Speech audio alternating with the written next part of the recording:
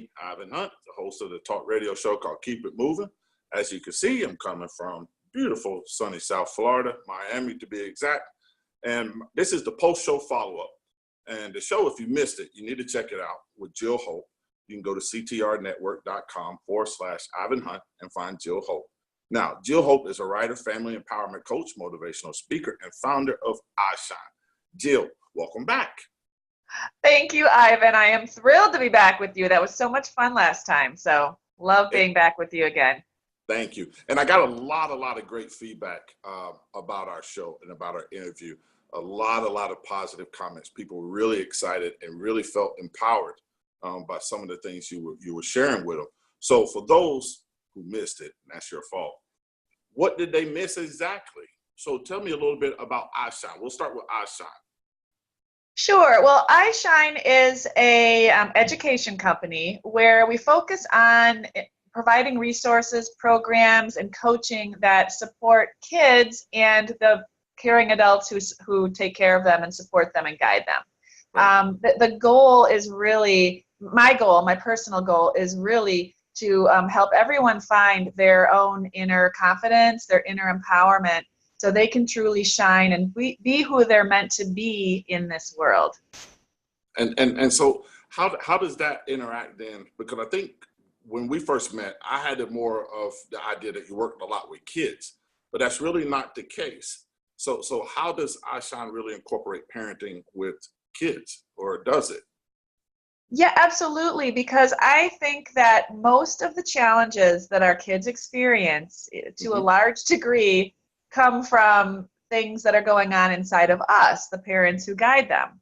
So when a lot of people will ask me, oh, well, will you work with my child? Will you coach my child? And I don't coach kids. I don't support kids in that way. I do some workshops and things, but I don't work one-on-one. And the reason why is because when I can work with the parent, that child's issues go away. So, I used to think this was a theory, but it is not a theory. It happens over and over and over. When I work with the parent, I don't care what the challenge is, the child, it's like it disappears. It's almost like it was never there. So you said initially, you used the word theory, that you thought it was a theory, but you realized that it doesn't. So what was the transition from the theory to it being put into practice? Great question. Yeah, well, the reason it was a theory, I literally had been reading personal development and studying it closely for almost 30 years. And so you read, this stuff, you read this stuff, that we are the center. If you read it, that we are the center of our universe, right? And so things respond in our environment in reaction to who we are being in our life, how we see the world, how we, our perception guides what we see. So, and that includes our kids. So I read it, and then I started to practice these strategies in how I was parenting my son and saw dramatic changes there. But I was making the changes within myself. There were some things I was doing with him, but only after or in conjunction with the stuff I was doing on myself. So the reason why it was a theory is because it worked for me and my family, but I still wasn't sure, will this work in other families? Because I took a lot of the personal development principles I learned, and I did tweak them to work for a parent, in a parent-child relationship. This theory played out because I started producing programs and coaching people, and they were telling me all these amazing results they were getting from following these strategies. Okay. And so what is some of the strategies, or what is your strategic approach to parenting or to coaching parents into getting to the root cause? Because it sounds like instead of going to the child, right, it's almost like a root cause analysis. Let's just go to the source here. And considering the source is the DNA of the parent, hey, I think we may have been on to something. So what kind of strategic approaches do you take? Yeah, I'm all about getting to the root cause. We know there is a question that I have parents ask themselves. And what it is what must I be thinking or believing that would have this issue show up with my child? What do I have to believe is true for this to exist. So let me give you an example. So a common reason why many parents come to me is because their child is not fitting in at school with their peers. Maybe they're not getting invited to the birthday parties. Maybe they're being outright bullied. Maybe they're just excluded and they just don't feel like they fit in. They feel like they're on the outside looking in. Mm-hmm. So when that parent comes to me, because we all worry about that. We want our kids to be accepted, to feel happy and enjoy school and friends, whatever. Right. So when a parent comes to me with that, I will ask, and I'll give you, here's the example I was going to give you. So I had a parent come to me once. Her daughter actually was being bullied. She had a 13-year-old daughter. She was in a private school. It was all verbal and exclusionary bullying. So most of the girls in her grade completely would ignore her. They wouldn't acknowledge her, acted like she wasn't there, like she was invisible. Wow. There was one girl, and one girl only, who was verbally abusive to her, day in, day out, all the time. And this mom had talked to the school administrators, she had talked to the teachers, she had talked to the counselors, she even called some of the parents who she was friends with. Wow. and asked them if they could intervene and help. And she got nowhere. And I'm going to tell you that is usually the case. That's usually what I hear. People get nowhere, they're frustrated, they're let down. That's not a great feeling. Right. So they feel powerless, basically. So in that case, so I asked her this question. I said, okay, and she was ready to pull her daughter out of school. This was May. She was going to yank her out. They were done dealing with this situation. Mm-hmm. And I said, okay, when you were in school talking to the mom, what were friends like for you? Did you have friends in junior high and high school, middle school and high school? And she immediately said, oh yeah, I had friends. And then she paused and she got very quiet. And then all of a sudden she said to me, hang on a minute. Now that I am sitting with this, actually, no, I remember thinking I didn't really like the girls at my school. I thought they were kind of mean. So I just backed off. I stayed away and I hung out with the boys. And I said, do you suppose there could be any connection between the fact that you had a belief during school that schoolgirls were mean, that this could be playing into the experience your daughter is now having? And she was open enough to consider that might be a possibility. I mean, frankly, she was out of other options at this point, right? Sounds like so, it, yeah. So I started working with her. She did a program of mine. And a large element of the program was doing, working through some of these beliefs and shifting them. But there were also things that she was able to give her child tools to support her. And it was a home study program. So I didn't hear from her all summer. And I got this email from her in September. It was a couple of weeks into the school year. And she said, Jill, I had to write you because my daughter just came home from school today and she had made this big pronouncement. But first, let me tell you the backstory. Over the summer, my daughter became best friends, and I mean inseparable, from the girl who was verbally abusing her. They were together the whole summer long. So needless to say, we sent her back to the school. She came home today and she said to me, Mom, I finally realized why the girls were not nice to me last year. She's like, why? She said, because I didn't like them. So what this girl came to realize is that it was coming from her out to them. And the way I like to talk about it is someone walks into a room and they have an attitude towards you. Like, you can just feel it. Even if they don't say anything to you, you can sense when someone has an attitude against you. And it does not make you want to embrace them. It does not. It pushes you away. You're just going to step back from that. So this girl adopted her mother's belief that schoolgirls are mean.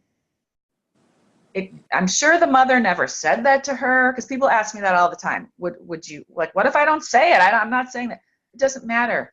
We live in the same environment with our kids. We share energy with them. So if that is in your energy field and you know your child is now in school and you believe that schoolgirls are mean, how can you not be carrying some energy around, I hope my daughter fits in. I hope that these girls that I believe are probably mean are going to accept her. We're putting that out in our environment and in the little habits that we have on a day-to-day basis, the little comments that we make. But when they were able to shift it, best friend, like the friends showed up, they came back because her view, her belief changed about those people. And this resonates with me because I'm actually going through something right now that's like really, really challenging, right? And I don't want to touch on too long because I want to get to the Empowering Kids Summit. My son's playing basketball, and he has a new coach now, right?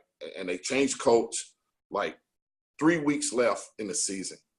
And there's a lot of politics, I think, going on behind it. But anyway, and I've struggled with the adapting, and I have seen that being projected onto him, and he has struggled with the changes. My wife and I have been talking, and I tell her, baby, I don't know what to do. I don't know how to handle this situation because I know I'm negatively impacting him based on my own experiences and perceptions of the situations that I've encountered when I played ball at a younger age. And so I'm listening to you, and I'm just kind of going through my head and say, okay, what is it, Ivan, that's really irking you?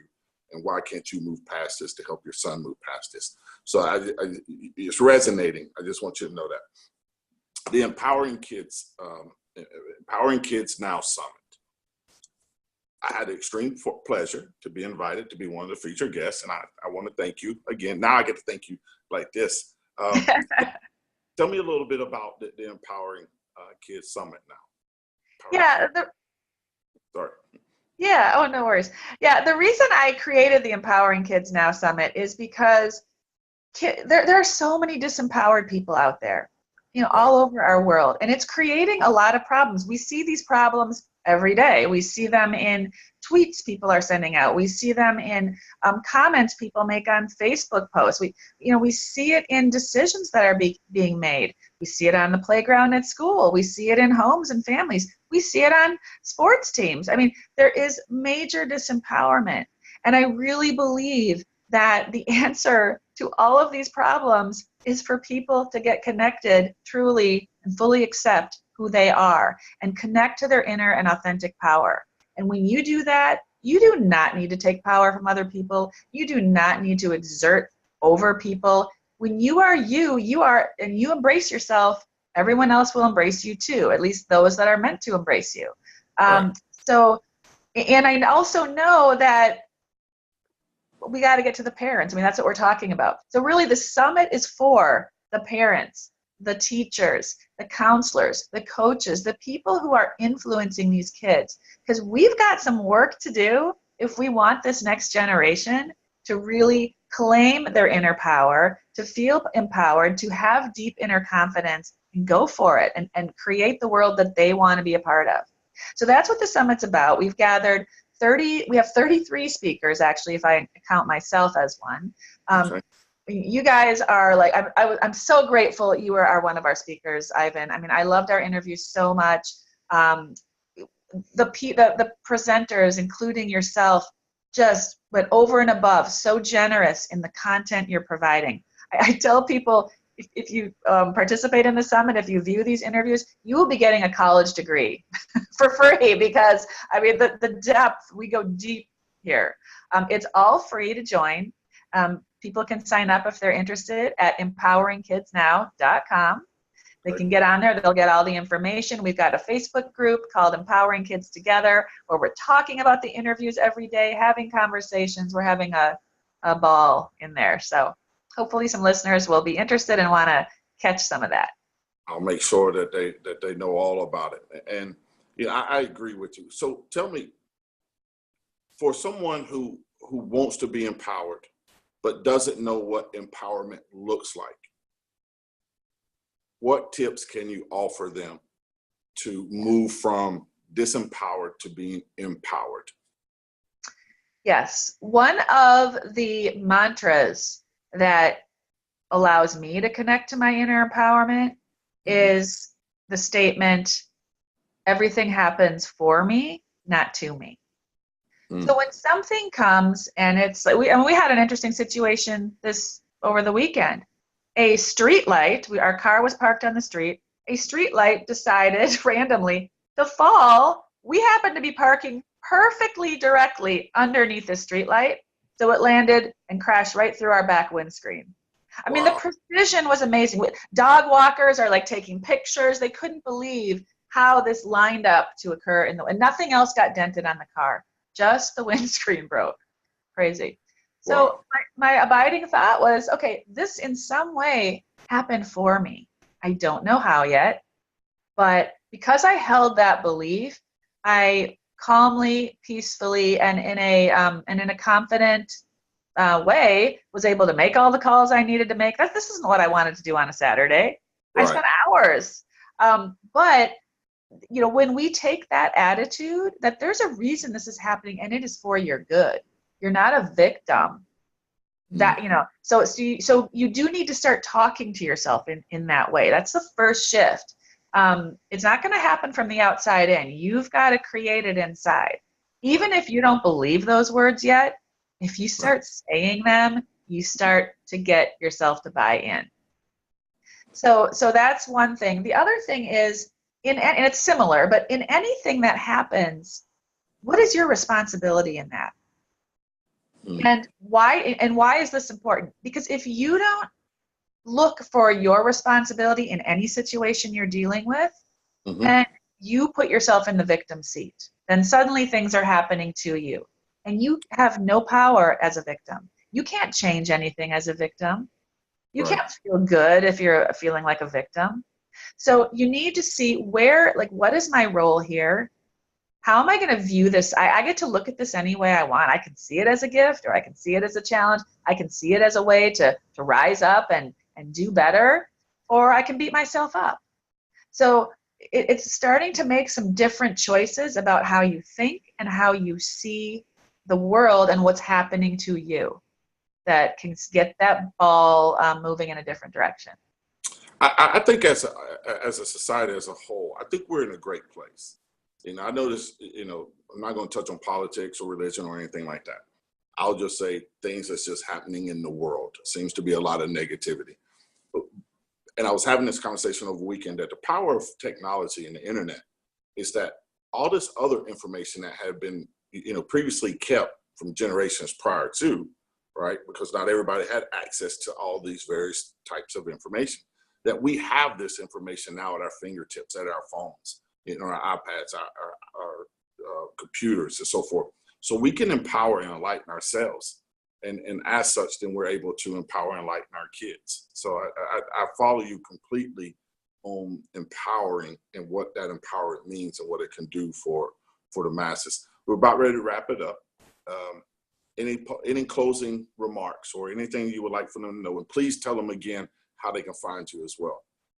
Yeah, so the best thing to do right now is to hop in the Empowering Kids Now Summit, because we can interact personally together in the Facebook group. There's instructions on how to get to that group.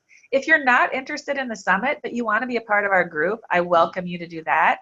It's Empowering Kids Together on Facebook. You just search that, you'll see it. Come join us. I mean, the people in that group are incredible, amazing people who are very supportive.